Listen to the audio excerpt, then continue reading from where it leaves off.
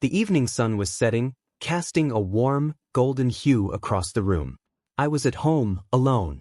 My wife, Emma, had gone out with her friend, Sarah, for what she called a quick shopping spree. This wasn't unusual. They were close, often spending their weekends together doing everything from shopping to yoga classes. I trusted Emma, as I had no reason not to. We had been together for nearly 8 years, married for 5, and despite the occasional marital tiff, everything seemed fine between us. We were even expecting our first child, a development that had filled me with a mix of joy and nervous excitement. I sat at my desk, scrolling through some emails when something caught my eye, a small flash drive lying under the computer desk. It was slightly dusty, as though it had been there for some time, overlooked and forgotten. My immediate thought was that it might belong to my friend David, who had been over a few nights ago to work on a project together. But the more I looked at it, the more it didn't make sense. David wasn't the type to carry around flash drives, especially when we usually shared files through cloud services. Curiosity got the better of me. I picked up the flash drive, examining it in my palm. There was nothing distinctive about it. No labels, no markings, just a generic black plastic cover. Still, something about it nagged at me. I plugged it into the computer, half expecting it to be empty or filled with some old work files.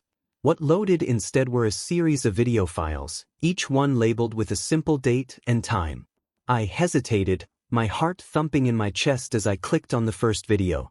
The screen flickered, and I saw Emma's friend Sarah, laughing and adjusting the camera. Moments later, Emma appeared on screen, looking more done up than I'd seen her in recent times, hair perfectly styled, makeup meticulously applied. My brow furrowed. This wasn't just a random video, this was something deliberate. Then, the camera angle shifted, and suddenly there were other people, men I didn't recognize, predominantly black men, each one different from the last. Emma and Sarah were doing things.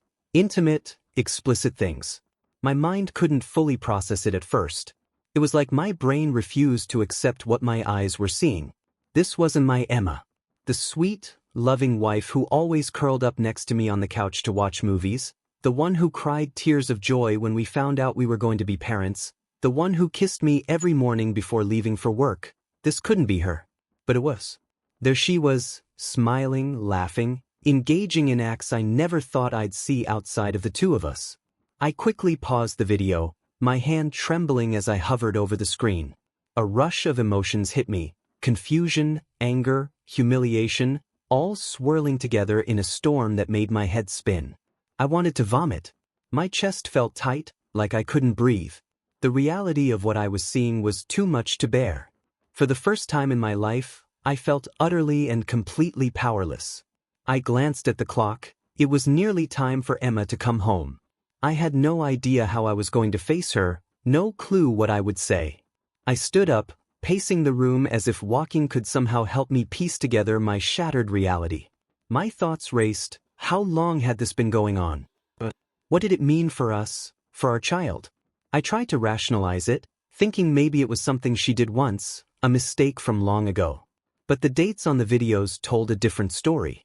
This was recent, ongoing, a secret life she had been living under my nose. When I sat back down, I couldn't help but click on another video, needing to confirm what my mind was already dreading. Each clip was the same, Emma and Sarah, always with a different man, always in different settings. The videos were filmed with such precision, almost like they were making content for an audience. And that's when it hit me, they were. This wasn't just some one-time affair. This was something far more deliberate, something that made my blood boil. With each second that passed, my anger grew, bubbling up until I felt like I might explode. I clenched my fists, feeling the heat in my face. My vision blurred with tears I fought hard to hold back. I couldn't bring myself to destroy the flash drive just yet, though every instinct screamed at me to smash it into pieces, to erase all evidence of this nightmare. Instead, I shoved it deep into my desk drawer, slamming it shut with a force that rattled the entire desk. I stared at the blank computer screen, my reflection staring back at me. A reflection of a man whose life had just been torn apart in an instant. The woman I loved, the life we were building, it all felt like a lie. I didn't know how I was going to confront Emma, but one thing was certain. I couldn't pretend everything was okay. Not anymore. Not after this. Emma's keys jingled in the lock, signaling her return. I took a deep breath, trying to compose myself as the door swung open. She walked in with a smile, her face glowing with that pregnancy radiance. For a split second, I almost believed I could bury what I had seen, let it fester inside me until it faded into nothing. But as she leaned in to kiss me, I pulled away, unable to look at her the same way. The trust, the love, the life we had, it was all tainted now. And nothing could ever make it right. Emma's cheerful greeting hung in the air as I struggled to keep my emotions in check. She set her shopping bags down, oblivious to the turmoil brewing inside me. I watched her move around the room with an ease that made my stomach turn. How could she act so normal, so carefree, after everything she'd been doing behind my back? I tried to remind myself that she didn't know what I'd found, but that only made it worse. This was her unburdened, living a double life without a hint of guilt. She noticed my silence almost immediately. "Hey, you okay?" she asked, her voice tinged with concern. "You look like you've seen a ghost." I couldn't answer. My mind was spinning too fast, my heart pounding in my chest. I wanted to scream at her, demand answers, but the words were caught in my throat. Instead, I forced a smile, one that felt as fake as everything she'd been pretending. "Yeah, just a rough day at work," I lied, trying to buy myself some time. Emma frowned, her eyes searching mine as if trying to read the truth. "I'm sorry, babe. Anything I can do to help?" I almost laughed at the absurdity of it. The irony of her offering comfort when she was the one tearing me apart was too much. "No, I just need a moment," I replied, my voice strained. I walked past her, heading toward the bedroom, desperate to put some distance between us before I lost control. Once inside, I slammed the door shut and leaned against it, my breath coming in short, ragged bursts. I glanced at the bed we shared, the one where I thought we had built something special, and the rage I'd been trying to suppress boiled over. In a fit of anger, I grabbed a photo frame from the nightstand, a picture of us on our honeymoon, smiling on a sunlit beach, blissfully ignorant of the future, and hurled it across the room. The glass shattered against the wall, scattering pieces of our past all over the floor. It wasn't enough.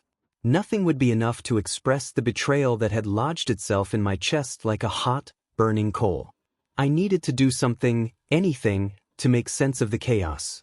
Without thinking, I marched back to the office, yanked open the drawer, and retrieved the flash drive.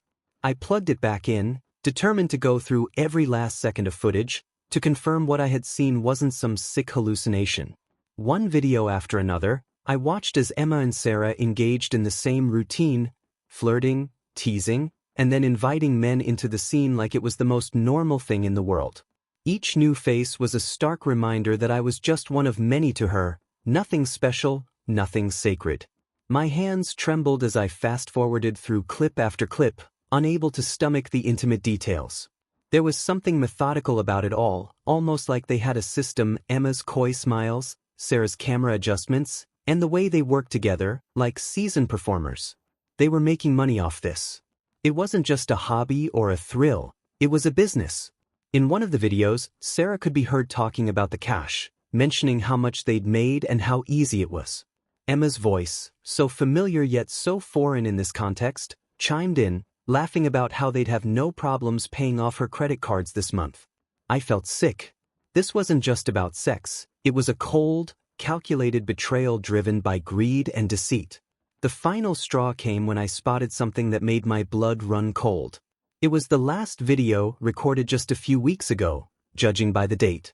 Emma was there, visibly pregnant, her baby bump unmistakable.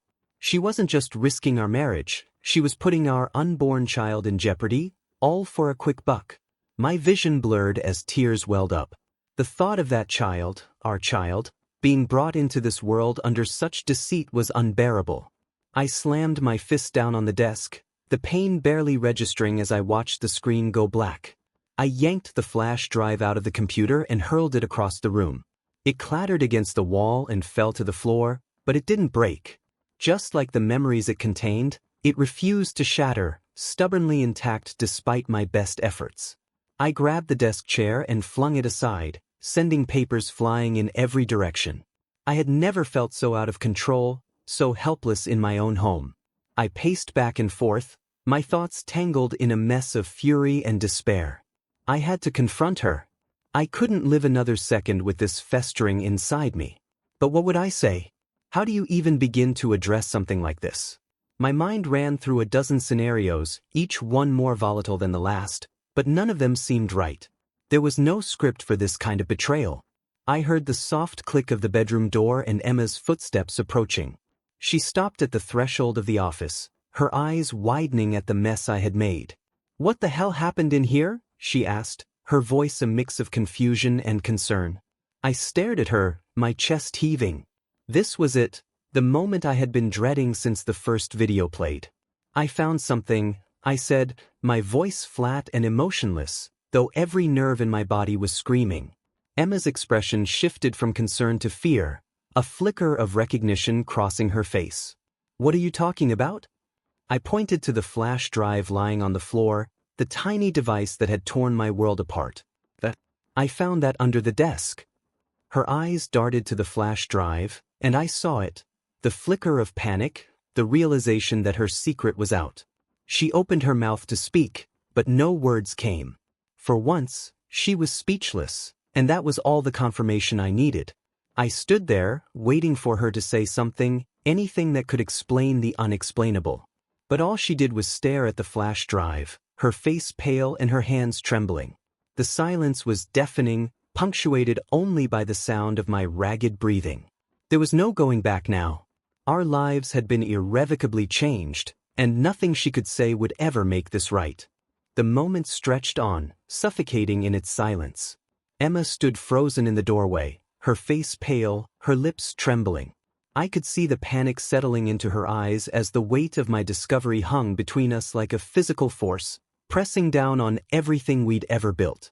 And then, without warning, something inside me snapped. "What the hell is wrong with you?" The words exploded from my mouth, louder and angrier than I'd ever heard myself speak before. It wasn't just rage, it was years of trust, love, and loyalty unraveling in an instant. The room seemed to shrink around us, my voice bouncing off the walls as I advanced toward her.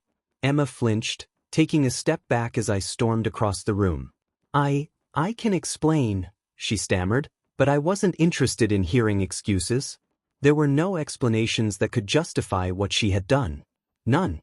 "Explain," I yelled, my voice cracking under the pressure of the fury coursing through me. "Explain how you've been fucking strangers, different men, like it's nothing? Explain how you could stand here every single day and pretend like we had something real." My hands were shaking, balled into fists as I glared at her, barely able to contain the urge to punch something. Tears welled up in Emma's eyes, and her lip quivered as she tried to hold herself together. But I didn't care. I wanted her to feel it. The full weight of everything she had destroyed. "Do you think I'm some kind of idiot?"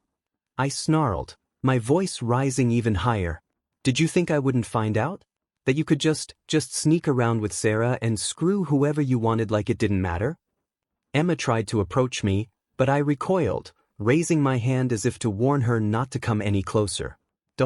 Don't you fucking come near me," I shouted, my voice raw, the fury in me bubbling over like a volcano. "I can't even look at you right now." She stopped in her tracks, her hands clasped in front of her like a child caught stealing. "It wasn't like that," she whimpered.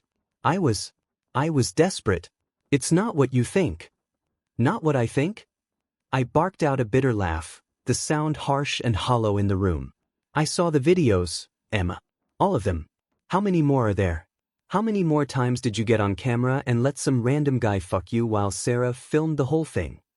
My voice cracked, the image of her swollen belly from the last video stabbing through me like a knife. Her face fell, and the tears started streaming down her cheeks. "I didn't mean for it to happen," she choked out, her voice breaking. "It was Sarah's idea. She convinced me to do it. She said it would be easy money, $5,000 for every video." I couldn't believe what I was hearing. My wife, the woman I thought I knew, had turned herself into some kind of commodity. And all for money? Money! I spat, disbelief surging through me. "You threw away our marriage for money?" I was screaming now, my voice hoarse from the strain, but I didn't care. I couldn't stop myself. The anger was controlling me, and every second in this room with her was like gasoline being poured on an already raging fire. I didn't want to at first, she cried, her hands clutching her stomach, as if trying to shield herself from the storm of my wrath. I swear I didn't. But Sarah kept pushing. She said we'd be set for life, that no one would ever find out. Oh, so it's Sarah's fault now? I shouted, advancing toward her. You're telling me Sarah held a gun to your head and made you do it? Or maybe she forced you to smile while you were riding those guys like you didn't have a care in the world. The bitterness in my voice was sharp enough to cut through steel. Emma sobbed harder, her tears falling faster. I was going to stop, I swear. But the money kept coming in, and I didn't know how to tell you. I was scared. Scared. I snapped. You should have been scared the first time you decided to fuck some random guy for a paycheck. You should have been scared when you let yourself become a complete stranger to me, to us. My voice dropped lower, filled with venom. And what about the baby, huh? How do I know that kid's even mine? Her face twisted with horror, as though I'd struck her across the face. The baby is yours, she screamed, clutching her stomach protectively. I swear it's yours. I took pills, after every video, to make sure. I didn't want to get pregnant by someone else, I swear. Pills? I roared, my rage spiraling into something uncontrollable. You risked our child, you risked everything for pills? For this disgusting, sick, twisted thing you were doing with Sarah? Emma collapsed onto the floor, sobbing uncontrollably now, her hands shaking as she pleaded with me. Please, please don't hate me. I was stupid, I was weak. I'm so sorry. I wanted to tell you, but Sarah said it would destroy everything, and I didn't want to lose you. My breath came in ragged gasps as I stood over her, looking down at the broken woman in front of me. I didn't recognize her anymore. This wasn't the woman I married. The woman who promised to stand by me, to be faithful, to love me. This was a stranger, someone who had chosen money and lies over everything we had built. I couldn't take it anymore. The sight of her, the sound of her voice, the memory of those videos flashing through my mind like a nightmare I couldn't wake up from. I turned away, pacing across the room, my hands pulling at my hair as I tried to breathe through the red-hot fury coursing through me. You didn't want to lose me? I finally spat, my back still turned to her. You lost me the second you let someone else touch you. You lost me when you turned our life into some cheap, sordid little sideshow. I stopped in my tracks, my voice shaking with barely restrained fury. And Sarah? Oh, I'm not done with her yet. She's not walking away from this, not after what she's done to us. Emma's head shot up, her tear-streaked face filled with dread. No, please, don't do anything to her. She didn't mean it? I shouted, spinning around to face her. Oh, she meant it all right. She knew exactly what she was doing, and so did you. But don't worry, Emma. I'm going to make sure Sarah pays for this. You want to talk about destroying lives? Well, I'm going to ruin hers. Emma's sobs grew louder as I stormed past her, heading for the door. I needed to get out of there before I did something I couldn't take back. The room felt like it was closing in on me, suffocating me with the weight of her betrayal, her lies. I yanked the door open, but before I stepped out, I turned back one last time. Don't follow me. I need to think. And when I come back, you better be ready to face what's coming. I stormed out of the house, slamming the door so hard the walls shook. Outside, the evening air hit me like a slap to the face, cool, crisp, and completely at odds with the boiling rage that had taken over my entire being. I staggered down the driveway, my mind racing, thoughts colliding violently with each other as I tried to process the enormity of what I'd just witnessed, what Emma had confessed. I fumbled for my car keys, but my hands were shaking too much to get a proper grip. After a few failed attempts, I gave up, slamming my palms on the hood of the car in frustration. I leaned against it, panting heavily, trying to catch my breath as my eyes welled up with tears I was too furious to let fall. My chest heaved with each ragged breath, and all I could see was red. I wanted to break something, destroy everything in my path, just to match the destruction she had brought into our lives. I kept replaying her words in my head. "It's your baby, I swear." But how could I believe anything she said now? She had lied so effortlessly, so convincingly, for months. For half a year, she had been living a double life, and I hadn't seen a thing. The videos were seared into my mind. Her laughter, the way she moved, the way she seemed so damn comfortable in front of the camera. There were no signs of hesitation, no flickers of doubt. She was in it, fully committed to something that had nothing to do with me, with us, or the life we were supposed to be building together. I walked aimlessly down the street, unable to stay still, feeling the urge to keep moving as if I could somehow outrun the crushing weight of betrayal. Every step felt like I was dragging 100 pounds of anger and hurt behind me. I didn't know where I was going, I just needed to get away from her, from the house that no longer felt like a home. I ended up at a nearby park, deserted at this hour, the dim streetlights casting long shadows over the playground.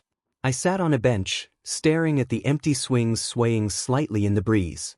The sight of them, meant for children, for families, only reminded me of the child Emma was carrying, a child I had no idea how to feel about anymore. My head dropped into my hands as the tears I'd been holding back finally broke free. They came in harsh, painful sobs that racked my entire body, each one tearing through me like a wound that refused to close. How had we gotten here? How had it all gone so wrong? Emma was supposed to be my forever, my partner, the one person I could always count on. We had gone through so much together, late nights working side by side, holidays with family, the joy of finding out we were pregnant. And now, it was all tainted, poisoned by lies I couldn't unsee, by videos that would haunt me forever. The reality of her betrayal crushed me, not just because of the infidelity, but because of how deeply it undermined everything I thought I knew. I had loved her completely, trusted her blindly, and she had taken that love and twisted it into something grotesque. And now, here I was, a broken man sitting alone in a park, wondering if anything we had was ever real. I don't know how long I sat there, lost in my own pain, but eventually, the buzzing of my phone snapped me out of it. I pulled it out, half expecting to see a text from Emma, but it was David, my friend who'd been at the house recently. The same friend I'd initially blamed for the flash drive. The irony wasn't lost on me. I almost ignored the call, but on impulse, I answered. "Hey man, where are you?" David's voice crackled through the line, filled with the usual concern but tinged with something more urgent. "I've been calling you for hours." "Out," I muttered, barely able to keep my voice steady. I didn't have the energy to explain, and I wasn't sure I could without breaking down all over again. "Out where?" David pressed. "I swung by your place and Emma's a mess." What the hell happened? Hearing her name sent another jolt of anger through me. What happened? I spat, the words laced with bitterness. She happened. All of it, everything. She's been cheating, David. And it's not just some stupid affair. It's worse. I couldn't bring myself to say it outright, as if speaking the words would make them even more real. There was a long pause on the other end, then David let out a slow, disbelieving breath. "I'm so sorry. I had no idea. I thought." "Yeah, neither did I." I cut him off, my voice cracking. "I thought we were fine. I thought she was just stressed with the baby, with work, with whatever. But the whole time she's been doing this." My voice wavered, breaking under the weight of my grief. How did I miss it? How could I be so fucking blind? "It's not your fault," David said, his voice firm but gentle. "None of this is on you." I nodded, though he couldn't see it. But the truth was, I didn't feel blameless. I felt like a fool, a naive, trusting fool who had been duped in the most humiliating way possible. "I don't know what to do," I admitted, my voice barely more than a whisper. "I don't know how to face her. I don't know how to fix this." "You don't have to fix it," David said quietly. "She's the one who fucked up. She's the one who needs to explain herself, not you. And whatever you decide to do next, just know you don't have to figure it out tonight. Take some time. Breathe. Don't let her drag you down any more than she already has." David's words were a small comfort, a lifeline in the middle of the storm. But the truth was, I couldn't see a way out. The path forward felt dark and uncertain, filled with questions I didn't want to answer. Could I ever forgive Emma? Could I ever trust her again? Could we even be in the same room without this festering between us like an open wound? The anger inside me was still there, simmering just below the surface, waiting to erupt at the slightest provocation. But underneath it all, there was something worse, a deep, hollow emptiness where my love for Emma used to be. I wasn't sure if I hated her or if I just hated what she had done to us, to me, to the life we'd dreamed of. I wiped my eyes, staring out at the darkening sky. There was no quick fix for this, no simple way to mend the pieces of my shattered heart. But one thing was clear, I couldn't go back to the way things were. Not after everything I had seen. Not after the truth had ripped through my life like a wrecking ball. I stood up, taking one last look at the empty playground before turning back toward home. I knew Emma would be waiting, still crying, still begging for forgiveness. But this time, it was going to take more than tears to even begin to make things right. And for the first time, I wasn't sure if I even wanted her to try. When I got back home, the house was unnervingly quiet. Emma was sitting on the couch, her face streaked with tears, her eyes red and puffy. She looked up at me, and for a moment, I saw a flicker of the woman I had once loved, the one who used to light up every room she walked into. But that person was gone, buried beneath layers of deceit, greed, and reckless abandon. Her voice was soft, barely audible as she spoke. "I'm sorry," she whispered, her voice breaking, but I had heard those words too many times already. They felt hollow, meaningless, a bandage on a wound too deep to heal. I ignored her apology, stepping past her without a word, heading straight for the bedroom. I needed to get away, to distance myself from her pleading eyes. But the more I tried to avoid her, the more my mind pulled me back into the hell of those videos. Every laugh, every touch, every moan replaying in an endless, torturous loop. Emma followed me, desperation etched on her face. "Please, just let me explain," she begged, blocking my path. "I know I've messed up, but I need you to understand." "Understand what?" I snapped, whirling around to face her, my anger reigniting like a wildfire. "Understand that you've been whoring yourself out for cash? That you were willing to risk our baby's life for $5,000 a pop? Or maybe I'm supposed to understand how you could smile at me every morning while you were fucking other men on camera?" My words were sharp, cutting through the air with the kind of brutality I'd never shown her before. Emma flinched, tears spilling down her cheeks as she clutched her stomach, instinctively shielding our unborn child as if my words could somehow hurt the baby. "It wasn't just about the money," she said, her voice cracking. I was lost. I felt trapped, stuck, like I wasn't myself anymore. I scoffed, unable to hide my disgust. "So that's your excuse? You were lost? That's the best you've got? Jesus, Emma, people get lost all the time, but they don't turn their lives into some twisted porno for strangers to watch." Her eyes welled up again, but I wasn't finished. I was tired of her excuses, tired of the lies, and tired of feeling like my entire life had been turned upside down. "What the hell even happened to you? You had everything. We had everything. And you threw it all away for what? Some cheap thrill? A quick payday?" Emma wiped her eyes, struggling to regain her composure. "I didn't plan it, okay? It just happened." Sarah kept talking about how easy it was, how we could make more money in a single weekend than we ever could at our jobs. I was scared, but she kept saying it was harmless, that no one would ever know. Her words hit a nerve, but not for the reasons she thought. Sarah, the puppet master behind this whole sordid mess. I had never liked her. Sarah was loud, brash, and always seemed to drag Emma into trouble. But this was a new low. And as much as I despised Emma for what she'd done, I knew Sarah was just as guilty, if not more. "Sarah," I muttered under my breath, my mind already spinning with ideas of how I was going to make her pay. "She's been in your ear this whole time, hasn't she? Whispering bullshit in your ear, making you think this was all some kind of game?" Emma hesitated, her silence speaking volumes. That was all the confirmation I needed. Sarah was the root of this. She was the one who had taken my wife and turned her into someone I didn't recognize, someone I despised. And I was going to make sure she regretted every second of it. I pushed past Emma, heading back to the office. I rummaged through the desk, grabbing the flash drive with shaking hands. I turned on the computer, staring at the screen as the list of videos reappeared before me. Each file was a reminder of how deep this betrayal went, and each one pushed me closer to the edge.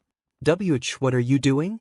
Emma asked, her voice small, afraid of the anger she saw in my eyes. I didn't answer. Instead, I clicked on a video, the most recent one, and let it play. The sound of her voice filled the room, casual, flirty, like she was having the time of her life. Sarah was behind the camera, laughing, directing Emma and the man she was with. They were in some cheap-looking hotel room, the kind with stained carpets and dim lighting. I watched, my jaw clenched so tight it hurt, as Emma threw herself into the scene with the kind of enthusiasm she hadn't shown me in months. Emma covered her face, unable to watch, but I forced her to look. This is what you did. This is what you thought was more important than us, than your own goddamn family. Look at yourself. She broke down, sobbing uncontrollably, but I couldn't bring myself to comfort her. Not now. Not after this. My focus was on the screen, on every detail that proved just how far she had fallen. And that's when I saw it, something I hadn't noticed before. At the end of the video, when the scene was over, Sarah turned the camera back on herself, smirking at the lens like she just won some sick game. "Another $5,000, ladies," Sarah said, raising a glass in celebration. "Easy money and no one will ever know." My blood ran cold. Sarah's smug face stared back at me, taunting me through the screen. She was the architect of this entire nightmare, and she didn't care about the fallout, about the lives she was ruining. She thought she was untouchable, that she could pull the strings without ever facing the consequences. But she was wrong. I shut the laptop with a loud snap, the fury in me reaching a boiling point. "I'm going to make her pay," I said, more to myself than to Emma. "I'm going to destroy Sarah for this." Emma looked up, fear flashing in her eyes. "No, please. Don't do anything to her. She's still my friend." "Friend?" I exploded, my voice echoing through the house. "You think she's your friend? She's using you, Emma. She's making money off you, off us. And she doesn't give a damn about what happens to you, to me, or to our baby." I could see the realization hit Emma like a truck. The tears stopped, replaced by a hollow, haunted look. Maybe, for the first time, she was starting to see Sarah for what she really was. But it was too little, too late. "I'm done letting her get away with this," I continued, my voice trembling with rage. "She ruined our lives, and now I'm going to ruin hers." Without another word, I grabbed my keys and stormed out of the house. I didn't know exactly what I was going to do yet, but I knew one thing. Sarah wasn't walking away from this unscathed. She had messed with the wrong person, and now, it was time for her to face the consequences. I got in the car and gunned the engine, the tires screeching as I sped down the street. My mind was racing with ideas, each one more reckless and vengeful than the last. I wanted to expose her, to tear down her life piece by piece the way she had done to mine. I wanted everyone to know the truth about Sarah, about the sick games she'd been playing, and I wasn't going to stop until she was as broken as I felt. As I drove, my phone buzzed with messages from Emma, pleading with me to come back, to talk, to calm down. But I couldn't. Not now. Not with the rage still coursing through my veins like fire. Sarah thought she could get away with this, that she was invincible. But she had underestimated just how far I was willing to go to protect what was left of my dignity. This wasn't just about revenge. It was about reclaiming some piece of the life she had stolen from me, and I was going to make sure she paid for every single second of it. I pulled up to Sarah's house, my car skidding to a halt on the gravel driveway.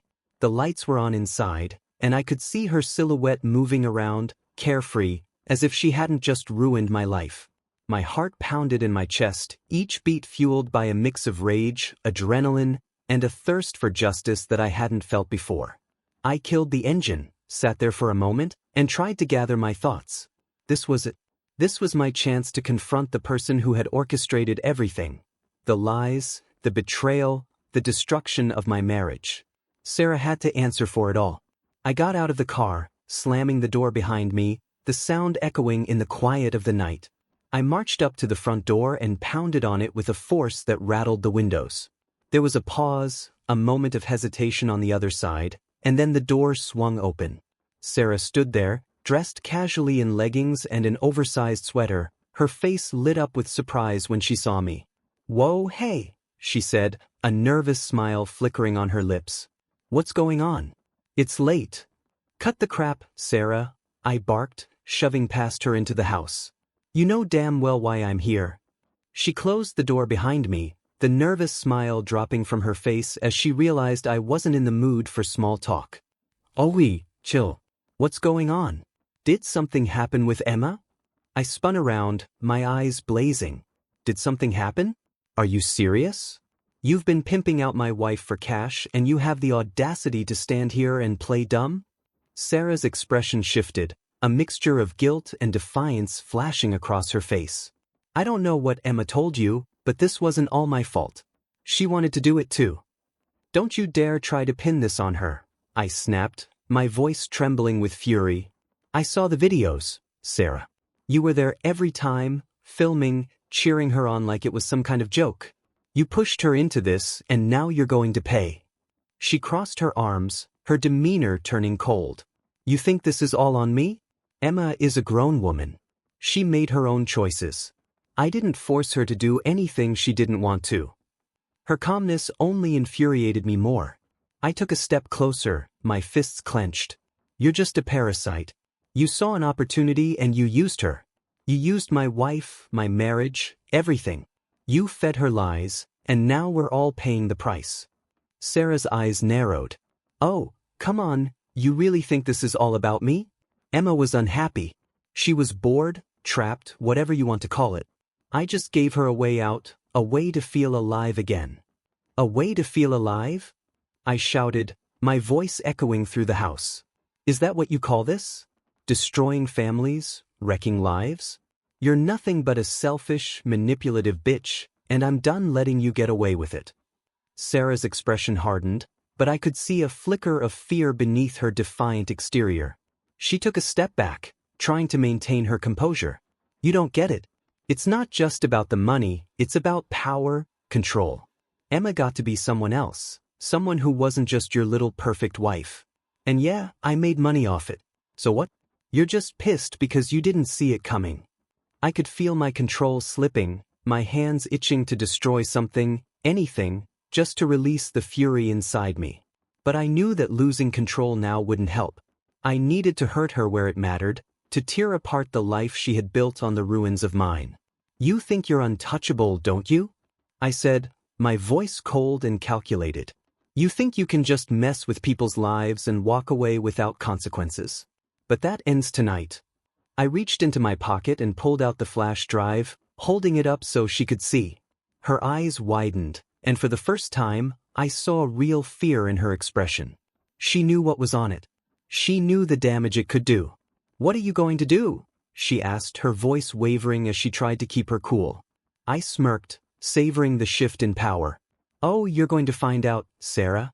See, I've already made copies of this, and I've got a list of every contact you've ever dealt with, every client, every sponsor, every deal you've made on the back of my wife and God knows how many other women. All it takes is one email, one video sent to the right people, and your whole little empire comes crashing down." Sarah's confidence crumbled, and she stepped toward me, panic setting in. "No, wait. You can't do that. We can talk about this. We can fix it." I laughed, a dark, bitter sound that felt foreign even to me. "There's no fixing this, Sarah. Not anymore. You've been living off other people's misery, and now it's your turn to pay the price." She reached out, trying to grab my arm, her voice desperate. "Please, I'll stop. I'll cut Emma out of everything, But I yanked my arm away, disgusted by her touch. "Emma's already out, and you're going to be too. I'm going to make sure everyone knows who you really are. You're finished." I turned to leave, but Sarah blocked my way, her expression shifting from fear to anger. "You think you can just walk in here and threaten me? You think you're the first husband who's tried to take me down? I know people. I have connections. If you come after me, I'll ruin you too." I paused, the threat hanging in the air, but it didn't scare me. I had nothing left to lose. You already ruined me, Sarah. There's nothing you can take that I haven't already lost. But you've got everything to lose, and trust me, I'm going to enjoy watching you lose it. I shoved past her, my heart racing as I made my way back to the car. I could hear her shouting behind me, but her words were drowned out by the roar of my own anger. I didn't look back. I didn't need to. I had seen the fear in her eyes, the realization that her days of playing puppet master were over. As I drove away, the flash drive burning a hole in my pocket, I felt a twisted sense of satisfaction. It wasn't over, not by a long shot, but I had taken the first step toward reclaiming what little dignity I had left. Sarah had played her game for too long, but now, the pieces were falling apart, and I was the one holding the final move. My phone buzzed again. Emma, no doubt, still begging for a chance to make things right. But tonight wasn't about her. It was about taking back control, about making sure that the people who had hurt me would finally face the consequences of their actions. As I sped down the dark, empty road, I knew I was on a path I couldn't turn back from. The old me, the trusting, naive husband, was gone. In his place was someone harder, colder, someone ready to burn everything to the ground if that's what it took to make them pay. Tonight, it was Sarah's turn to be afraid. And I was going to make damn sure she stayed that way.